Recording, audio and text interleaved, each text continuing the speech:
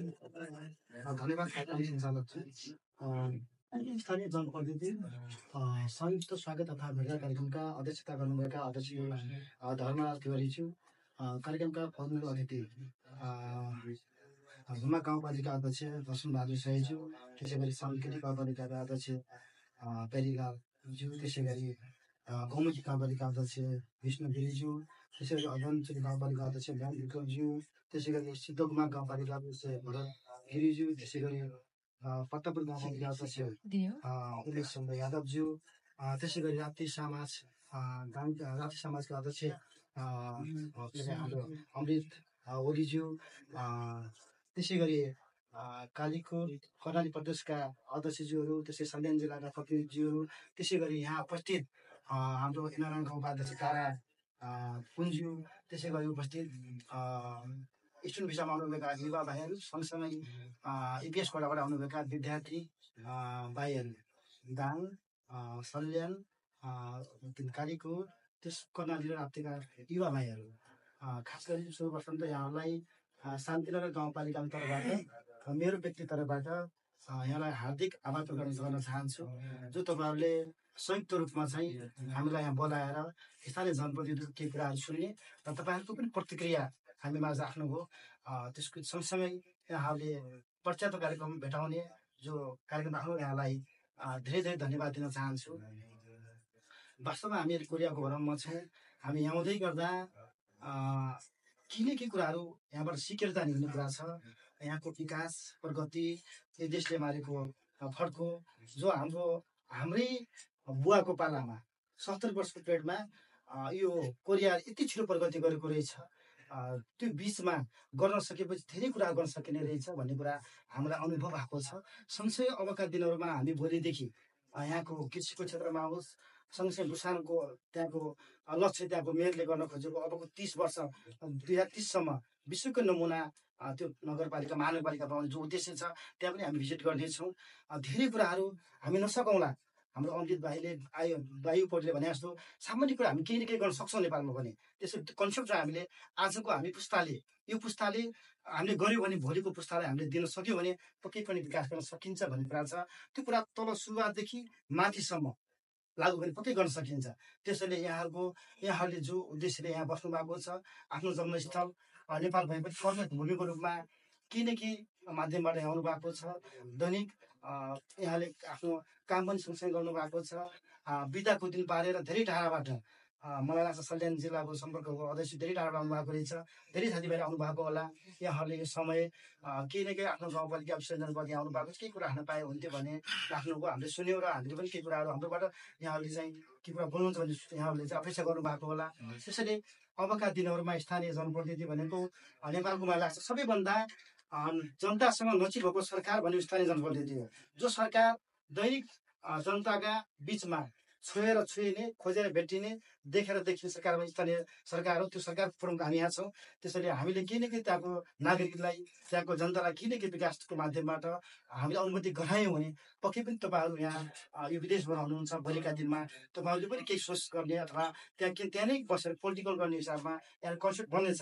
हामीले के गरेनौँ, योभन्दा हाम्रो पुस्ताले के गरेन भने भोलिको पुस्ताको पनि अपेक्षा रहँदैन। नेपालमा अलिक धेरै हामी हेर्छौँ, कहिलेकाहीँ गाउँपालिकामा होस्, वडामा होस्, राजनीतिकरणमा हेर्छौँ, धेरै युवाहरू विदेशीको अवस्था छ।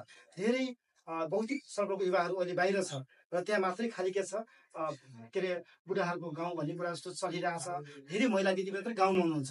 त्यही पनि हामीले मैले गाउँपालिकामा यहाँको जानकारी गराएँ, गाउँपालिकामा केही न केही महिलाहरूलाई चाहिँ सिपमूलक माध्यमबाट पनि महिलाहरूलाई चाहिँ यहाँको आय आर्जन, यहाँको स्रोत यहीँ राख्नुपर्छ भन्ने कुरा हो। हाम्रो स्रोत प्रायः चाहिँ बाहिर गइरहेको छ। हाम्रो स्रोत भित्र ल्याउने कुरामा हामी लागौँ, सामान्य कुरो सुरुवात गरौँ।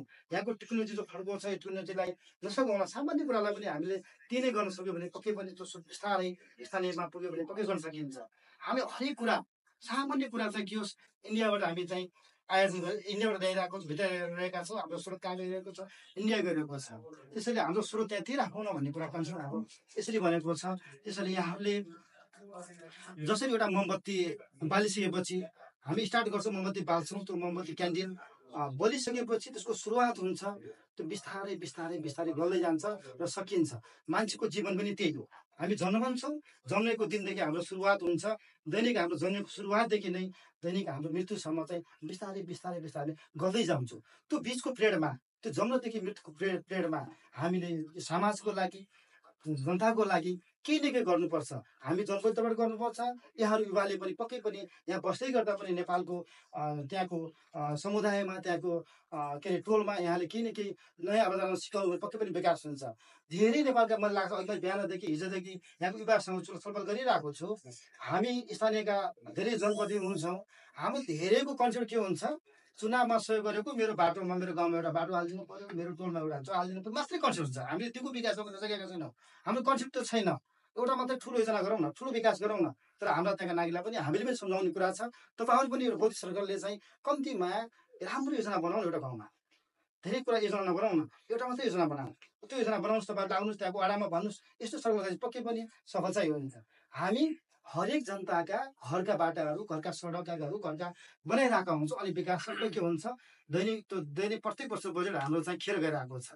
दीर्घकालीन रूपमा यहाँको जो लक्ष्यले यहाँको हेऱ्यौँ हामीले यहाँको ट्रेनको 50 वर्षको यहाँको समुदायलाई पुगिने ट्रेनको चाहिँ रेलवेमा स्टार्ट गरेको छ।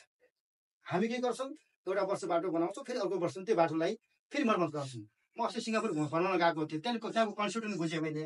त्यहाँ कन्सेप्ट के थियो भने चाहिँ सिङ्गापुरको सरकारले चाहिँ जुन सडकमा, जुन ट्र्याकमा चाहिँ गाडीहरू चल्छ त्यसको ट्याक्स लिन्छ र त्यसको कोष बनाउँछ। त्यो कोषलाई त्यही ट्याक्स त्यो सडकलाई फेरि पुनर्निर्माण गर्छ। हामी के गरिरहेका छौँ, एउटा सडकमा प्रत्येक वर्ष खाल्डा खुल्टी पनि गरिरहेका छौँ। त्यसैले अबका दिनबाट मैले कहिलेकाहीँ पुरा गर्छु गाउँ गरेका त्यो गर्दा पनि जनप्रतिनिधि जम्मू टोली हुन्छ, 39जनाको के अरे सभा हुन्छ, 15 जनाको कार्यपालिका हुन्छ, वडा चाहिँ 7 हुनुहुन्छ। हामी सबै फरक फरक विचारबाटै आउँछौँ। कहिलेकाहीँ अध्यक्षहरूको पनि कन्सल्ट आफ्नो मलाई चुनावमा सहयोग गरे अध्यक्ष यहाँ हाल्छु त्यहाँ हाल्छु भन्ने हुन्छ। त्यसैले अबका दिनदेखि हामी के बनाऊँ भने दीर्घकालीन रूपमा सडकहरू बनाऊ, दीर्घकालीन रूपमा खानेपानी बनाऊ, यस्तो कुरामा लागौँ भन्ने कुरा हाम्रो कन्सेप्ट त्यो हिसाबले भएको छ। यहाँहरूले पनि साझा यहाँको सम्पर्क रहन्छ।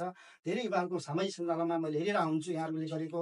अहिले पनि यो कोरियाबाट के अरे विपदको बेला चाहिँ सहयोग गर्नुपर्छ भने राष्ट्रिय समाज र यो कर्णाली प्रदेशले मैले हिजो अस्ति पनि हेरिरहेको छु सामाजिक सञ्जालमा, सोसियल मिडियामा यहाँहरूले चाहिँ धेरै कुरामा सहयोग गर्नुभएको छ। आजका दिनमा पनि यहाँहरूले केही न केही आफूले परिश्रम गरेको 5% समाजको लागि गरौँ भन्ने कन्सेप्ट बनाउनु भएको छ। त्यसको लागि हार्दिक धन्यवाद दिन चाहन्छु। सँगसँगै म यहाँ आउँदै गर्दा जो राप्ती र कर्णालीको बिचमा मेरो भेटघाट भोलि छ भनेर मैले हिजो आफ्नो प्रोफाइलबाट हालेँ। त्यो हाल्दै गर्दा दाङको एकजना राम्रो एउटा स्टुडेन्ट, एउटा विद्यार्थी र जो ब्याङ्कमा चाहिँ जब गर्नुहुन्छ उहाँको चाहिँ 6 महिनाको चाहिँ छोरी चाहिँ यो कलेज प्रदान गर्ने भएको छ। झन्डै 70 लाख लाग्ने भएको छ। उहाँले के भनिदिनु भएको छ त्यो कार्यक्रममा, दाइ मेरो कुरा पनि यसो जोडिदियो भने के सहयोग हुन्थ्यो कि, म एउटा ब्याङ्कमा सामान्य कर्मचारी हो, 70 लाख लाग्ने भएको छ, मेरो 6 महिनाको छोरीलाई बसाउने मेरो प्रयत्न छ, तर मेरो स्रोत केही छैन भन्ने कुरा चाहिँ यहाँहरूले चाहिँ सक्दो के हुन्छ, मैले आफ्नो गाउँबाट गरेको छु, व्यक्तित्वबाट गरेको छु। यहाँहरूले समाज, राप्ती समाज र कर्णाली प्रदेशले पनि सामान्य केही कुराहरू सहयोग गर्नु नै अपेक्षा गर्दै यहाँको बिचमा बिदा हुन्छु। धन्यवाद, नमस्ते।